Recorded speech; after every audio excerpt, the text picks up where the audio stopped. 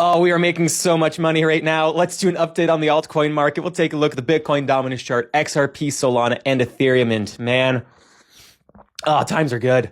So behind me here is the Bitcoin dominance chart. If this chart is new to you, if it's going down, that's good for altcoins. If it's going up, it's better for Bitcoin than altcoins, right? So we are finally breaking this wedge pattern that we've been kind of dabbling in or around on the Bitcoin dominance chart. And with this bearish break, we're about to see a big swing for liquidity towards altcoins, which, zooming out to the weekly chart here, is clearly 56% where the 200-week exponential moving average is. This is a very likely place to see Bitcoin dominance bounce upwards, which in the market could result in some selling, maybe around the September 17th rate cut decision that we've been talking about. I don't know, maybe crazy. Wow. What'll be fascinating to watch after that is what happens, well, after that. Can we get a break of this and fall even to the 200 simple moving average down here, resulting in an absolutely monstrous wave of money into altcoins? Probably that would have to be triggered by ETF staking being turned on for Ethereum, Solana, maybe a few other ones, but very exciting times, even just in the short term for altcoins. Now let's start with Ethereum because it hit our price target here. It broke out of this wedge and has wicked into what was our short-term sell targets. Now, when I take a look at our indicators, I see even the stochastic RSI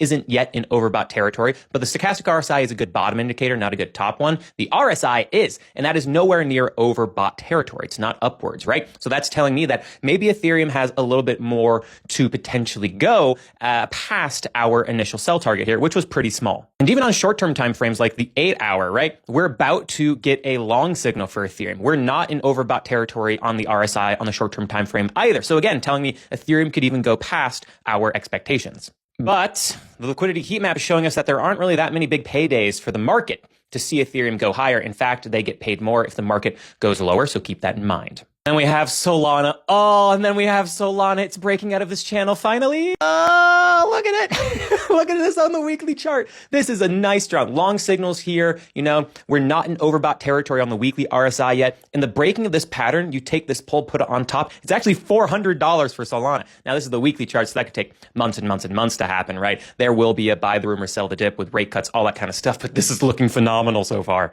XRP also looking great. It got above the 55-day exponential moving average and also this line of resistance as well. Those were the final last, bastions of hope for bears. And now the target to $3.60, 300 is in sight. But looking at the liquidity heat map, I would be taking profits between really $3.40 and $3.50 just to be safe. That is the update for the day. Have a good day. Do good things. Be good people. Make a bunch of money.